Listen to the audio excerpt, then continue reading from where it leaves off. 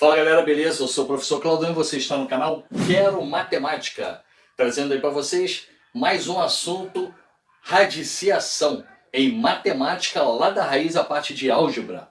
Então vamos lá galera, aqui diz o seguinte, olha, denomina-se raiz de índice n, então a gente vai falar o tempo todo essa palavra raiz de índice n ou raiz enésima. Vamos conhecer as estruturas, tá legal? Uma delas é o símbolo.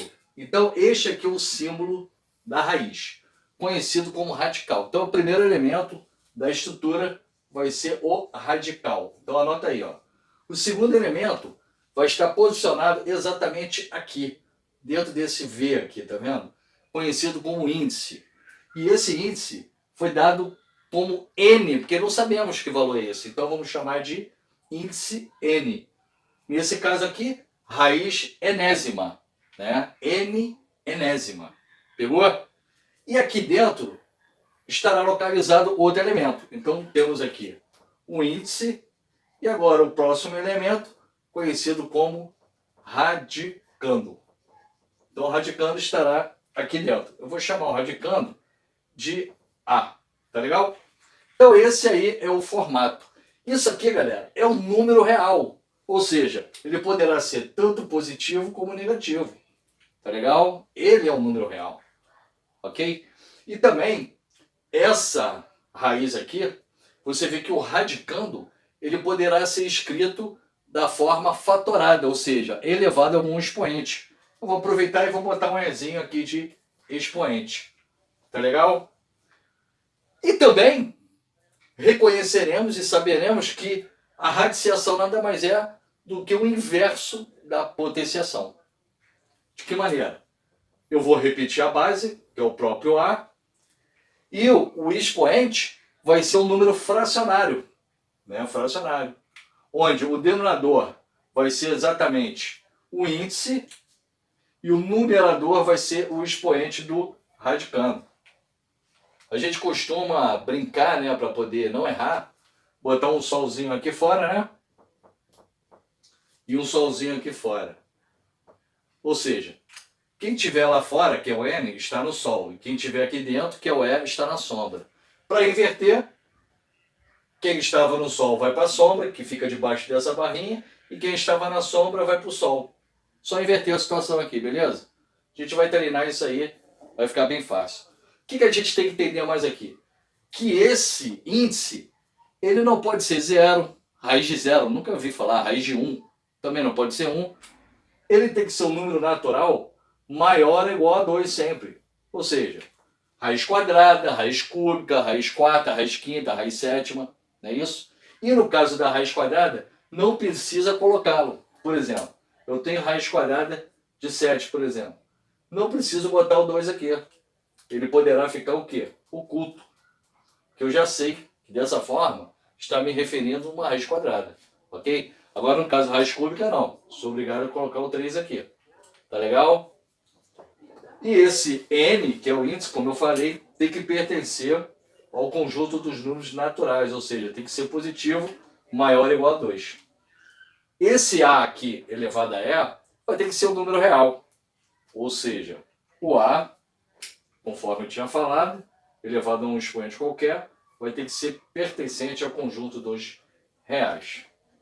E esse resultado no todo aqui também vai pertencer ao conjunto de reais. Estamos trabalhando com o conjunto de reais. Tá legal? Para reforçar a situação, né, que a raiz é o inverso da potenciação, vamos dar um exemplo mais clássico aqui. Vamos dizer que eu tenha a raiz quarta, raiz cúbica de 4, por exemplo. O 4, após fatorar, eu sei que é a mesma coisa que 2 ao quadrado. Posso transformar numa potência. Como? Repito a base, que é o 2, vai ser um expoente fracionário, onde quem estiver no Sol vai para a sombra e quem estiver na sombra vai para o Sol. Está aí. Já escrevi a radiciação, R de radiciação, para P de potência. Está aí. E o inverso também pode acontecer. Você só fazer ao contrário que você consegue montar o inverso. Olha aqui. Eu tenho a raiz, repito a base, Quem está na sombra vai para o sol. Quem estava no sol vai para a sombra. É exatamente o que estava escrito ali. Muito prático.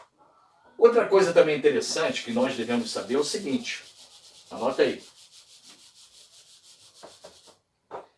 É que quando eu tenho uma raiz onde o índice é par e quando eu tenho uma raiz onde o índice é ímpar, eu tenho algumas particularidades do radicando. Nesse caso aqui, o radicando nunca poderá ser negativo. Sempre terá que ser o quê? Positivo. E nesse caso aqui, o radicando poderá ser tanto positivo como negativo, sem nenhum problema. No caso de ímpar. Explica isso detalhado. Então vamos lá. Então veja só. Raiz quadrada de 4 é a mesma coisa que eu escrever raiz quadrada de 2 ao quadrado. Isso é igual a 2. Por quê? Eu posso dizer que 2 ao quadrado é igual a 4. O inverso da potência. Raiz quadrada de menos 4. Olha bem, aqui o índice é par e aqui é negativo. Não vai existir isso aqui. Porque não vai pertencer, esse número, não vai pertencer ao conjunto dos reais. Tá legal? Raiz cúbica de 8, eu posso escrever como raiz cúbica de 2 ao cubo. Isso é igual a 2. Explicando pela potência, é a mesma coisa dizer que 2 ao cubo é igual a 8. E aqui, raiz cúbica de menos 8. Radicando negativo, mas o índice é ímpar. Pode? Pode. Positivo, você viu que pode com índice ímpar. Negativo, também pode com índice ímpar. É a mesma coisa que eu escrever raiz cúbica de menos 2 ao cubo. Isso é igual a menos 2. Em potência, é a mesma coisa que menos 2 ao cubo, que é igual a menos 8. Uma outra coisa que eu quero que vocês não confundam é o seguinte.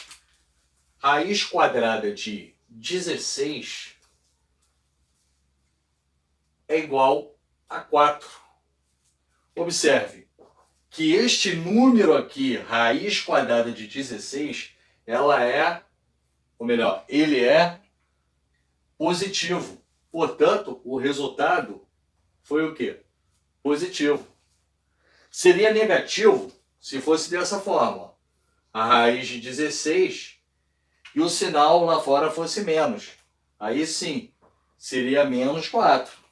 Ok? Em outras palavras, o que eu estou dizendo aqui? Que raiz quadrada de 16 não é verdade você dizer que é mais ou menos 4. Porque ele é mais 4. Nesse caso aqui, não é menos 4. Não confunda, ok? Uma coisa é você dizer que x ao quadrado é igual a 16, nesta equação, né? E aqui você tira que x vai ser a raiz quadrada de 16. Vai ter duas raízes. x1, que vai ser 4, e x2, que vai ser menos 4. Nesse caso, eu posso realmente afirmar isso. Por quê? Vamos lá.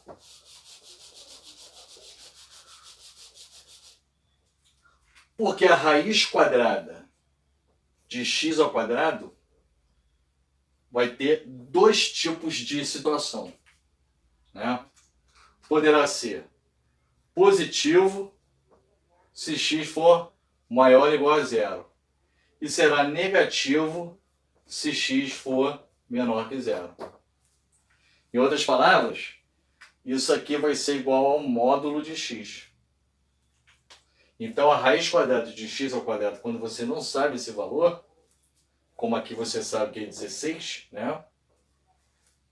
Vai ser o módulo de x. Sendo positivo se ele, o x, for maior ou igual a zero. E sendo negativo se x for menor que zero. Independente disso, o resultado de um módulo é sempre positivo. Ok?